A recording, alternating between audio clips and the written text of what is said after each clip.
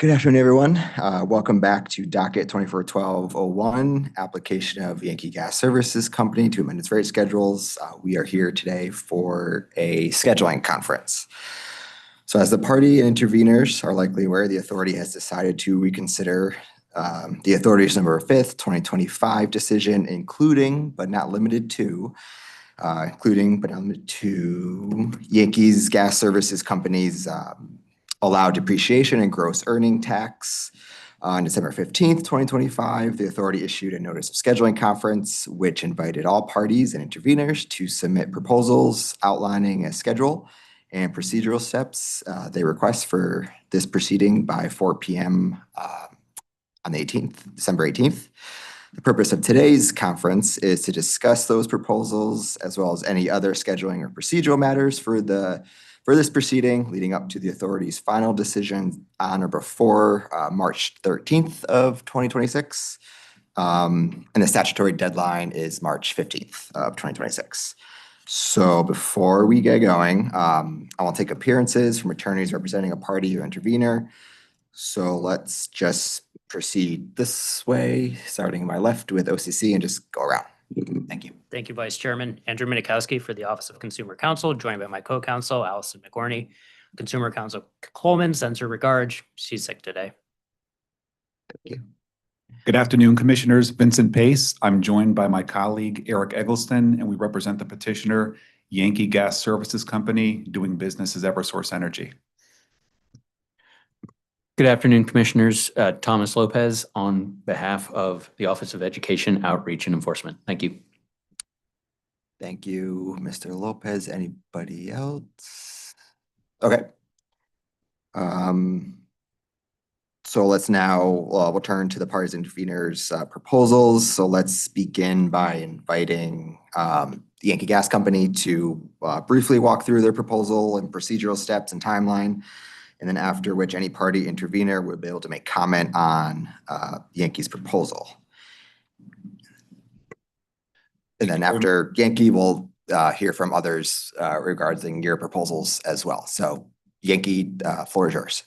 Thank you very much, Vice Chairman. And thank you for the chance to appear here today with my colleague. And also, I especially appreciate the chance to appear in front of the new commissioners. Thank you for this opportunity.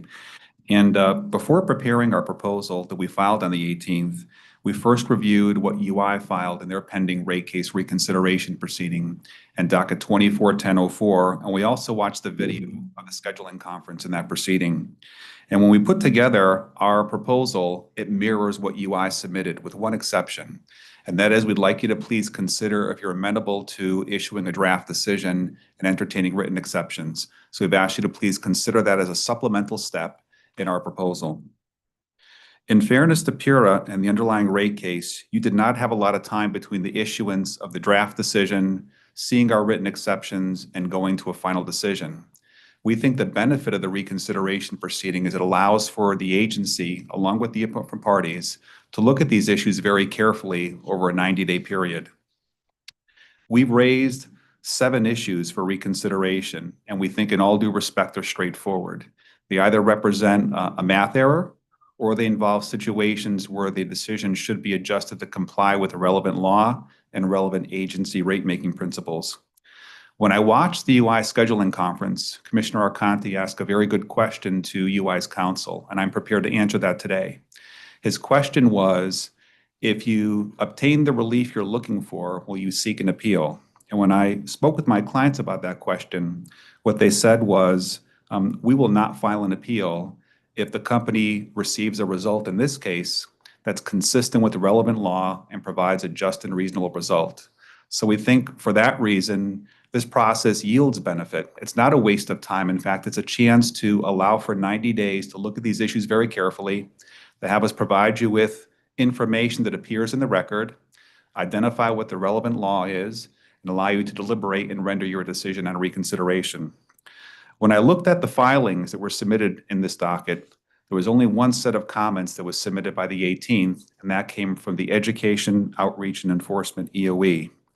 And what they said was, they have no objection to you looking at 2 issues we raised on reconsideration, and those dealt with computational errors. But they objected to the 5 other issues we raised. I'd like to please respond very briefly to this comment submitted by EOE. First, I think it's relevant to note that the agency's December 15th notice on reconsideration said you're granting reconsideration under General Statute 4-181A, subsection A2, as to the entire decision. So that means the authority has the power under that statute to look at any and all issues in that decision on reconsideration. And your decision to do so tolls the appeal period as to all issues in that decision. The second point is when I looked at EOE's objection, they appear to be concerned that we seek permission to conduct in this reconsideration proceeding discovery on the former chairperson's role as it relates to these issues. And what they say on page 5 of their filing is, and I quote, "The authority should not consider claims of alleged procedural irregularities and inherent bias, which requires the consideration of new evidence." I want to thank EOE for raising their concern. I think the benefit of today's proceeding is we have a chance to try and work it through and address their concern. Now, what I'd like you to consider as a way to address EOE's concern is that my client, Yankee Gas, does not seek to offer any new evidence, nor do we seek to offer any evidence on the chairperson's role as they relate to the issues on reconsideration. What we ask, I think, is very simple and straightforward. We ask you to rely upon the existing record evidence and to look at the merits of the 7 issues that we've raised and render a decision based on the record and the relevant law. We're not seeking to introduce new evidence. We're not seeking to identify the chairperson's role as they relate to those issues on reconsideration.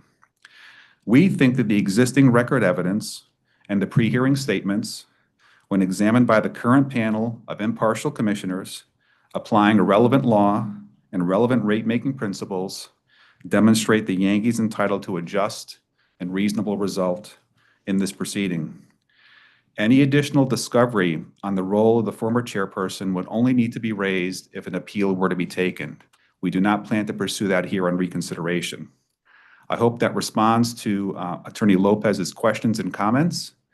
I'd be happy to take any questions and do my best to respond. And we also pledge to work in good faith in this proceeding. Thank you for the opportunity. I appreciate that. I'm happy to take any questions.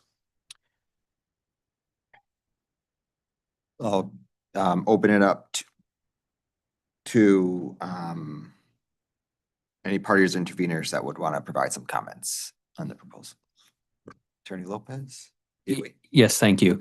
Thank you, Attorney Pace. I do appreciate that. So just to be clear, and I think that addresses my largest issue. You're not looking to introduce any additional evidence into the record in this reconsideration.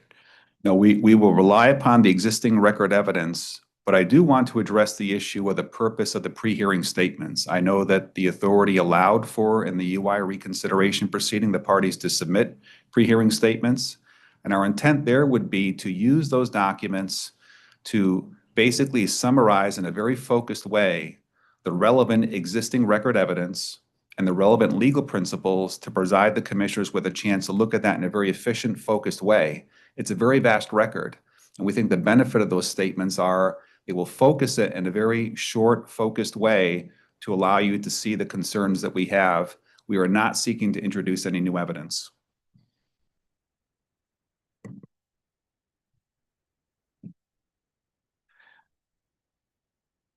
I appreciate that, and that helps me understand. I guess the other maybe question I have is with with respect to those statements, is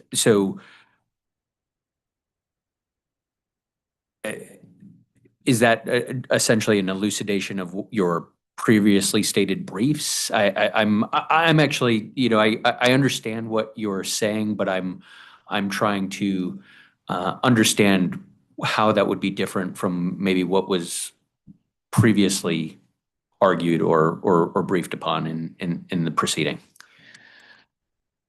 I think this provides, we submitted, I believe, in total with exhibits, probably 200 pages of written exceptions. And so it's a very voluminous record. Now, moving into reconsideration, we're focusing on 7 issues. And if you look at the petitions for reconsideration we filed, we talked about in detail the 2 computational errors. But as it relates to the other 5 issues, we simply listed those. So this again would be an opportunity in a very focused and concise way to identify the relevant record evidence and the legal arguments we think the commissioner should evaluate in reviewing these issues. I think the other benefit too of the pre-hearing statements would be if there is a hearing which is proposed, it allows the questions to be very focused. They would focus on, statements that appear in those pre-hearing statements.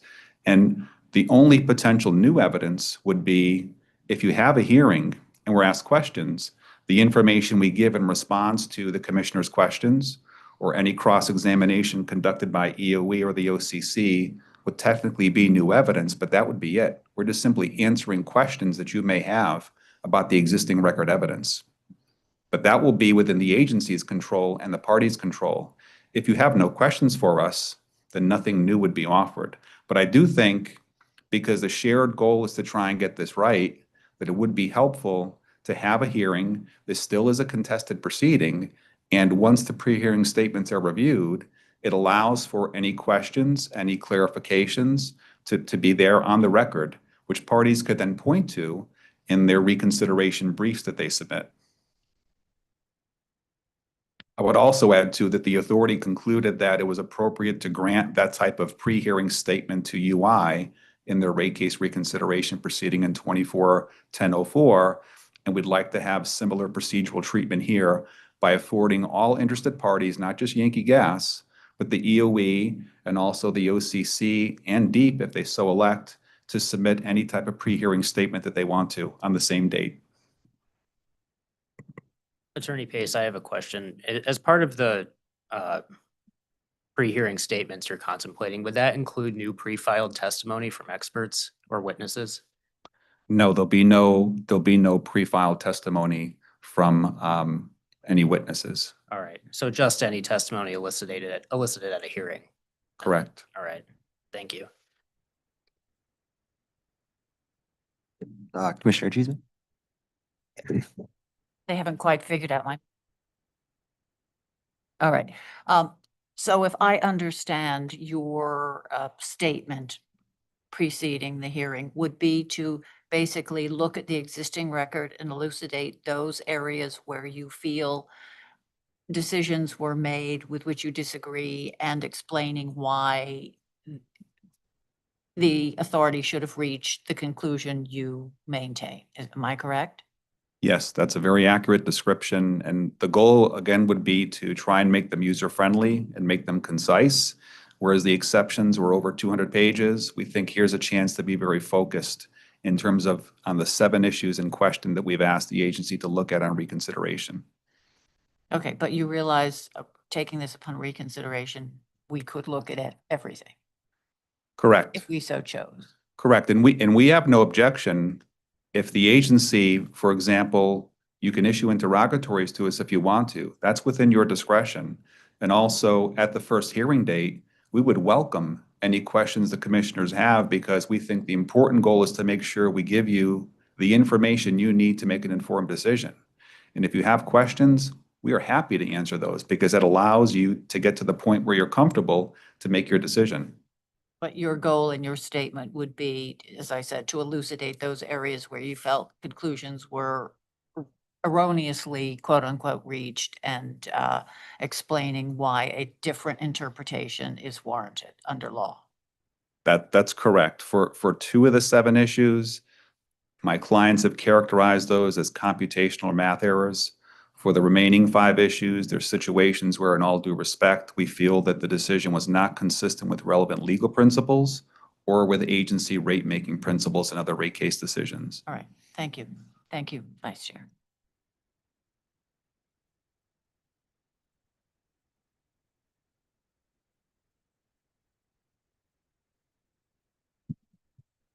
Are there any further comments on Yankees proposal? If not, we'll go ahead with other party or interveners proposals, but I see OCC may have another question for Yankee? No, No. Vice Chairman, I do have maybe a question, and this could be just a question maybe for, it's not even necessarily for the company, it may be for the commissioners, is if, and I would generally agree, the authority does have the power to open the whole record. I guess the only challenge and concern is the parties being appropriately prepared for if there was additional, questions related to testimony that EOE provided or OCC provided, that, EOE had an expert witness, OCC had several expert witnesses. I have, and again, this is at the discretion of the authority, right? We would, I have no idea whether or not, if that was something you were reviewing, our expert would even be available for, aware of, and so that's just, I'm thinking Yes, but about scope creep. what I'm hearing, we just say it back, so that you would be concerned, like if one of the panel up here had kind of sprung a question on any part of the decision that you had an expert witness on, and you're concerned with not having the appropriate amount of time to potentially prepare for. That's Yeah. that's one possibility, and again, but we agree that the record is complete, and we would generally cite to what we've Yeah, already said, but Yeah, I was actually going to just raise a similar point in light of Commissioner Cheeseman's comments. If the authority does move beyond the issues that Attorney Pace has identified, we just need some notice in the event that one of our experts did have to appear or submit something. Just because they're out of state, they have other clients, we would just need, significant notice. Well, not significant, but just some sort of Sure. notice to Yep. to let them know. Okay, Attorney Pace. I did want the chance to comment. Thank you for that. And I think that the way we'd like the agency to please review the petition would be that we're asking the agency to consider 7 issues on reconsideration. The agency concludes that on your own initiative under the statute, you'd like to revisit other issues. I do agree with the comments made by other counsel, which is we would need to have sufficient notice that the authority is electing to look at other issues to make sure that we're prepared to respond to those questions. Typically, from my experience, I know the agency has only looked at the issues raised in the petition for reconsideration. We'd hope you decide to take that approach. But if there are other issues you want to inquire about, we would need to request that we receive appropriate notice that you're interested in looking at other issues. Yeah, so why don't we do that? We'll take that under advisement from all the parties. I think that's very helpful. Those are very helpful recommendations. Maybe we can clarify then this statement of case. So,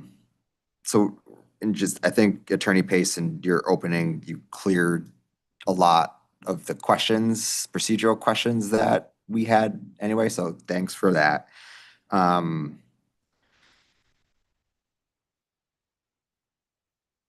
we all envisioning that the statement is sort of going to regard like what issues that you would like to be reconsidered? So like OCC, and if you were providing a statement, like, would you also be kind of highlighting any, since the whole record is open, that something that else that the authority would want to look at? Same for EOE. And I think kind of just answer the first question that everyone posed is you take that under advisement, and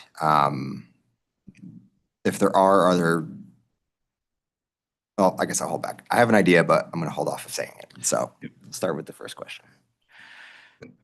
Thank you, Commissioner. It's really just a question of scope. Okay. And we just need to know what's on the table here. If it's the 7 issues, it's the 7 issues. If it's more than that, we'd just like to know what there are, because obviously there's a lot in these decisions. Attorney Lopez, you, I'd agree. Attorney Pace. And I would just echo the the points I'm hearing from co-counsel, which would be, I know traditionally the authority's approach on a petition for reconsideration is to limit the review as to the specific issues raised in the petition and not to expand that. No other parties beyond Yankee have moved the agency for reconsideration. So for example, there has been no petition filed by EOE asking for reconsideration as to an 8th or 9th issue, nor has there been anything filed by the OCC asking for reconsideration as to other issues.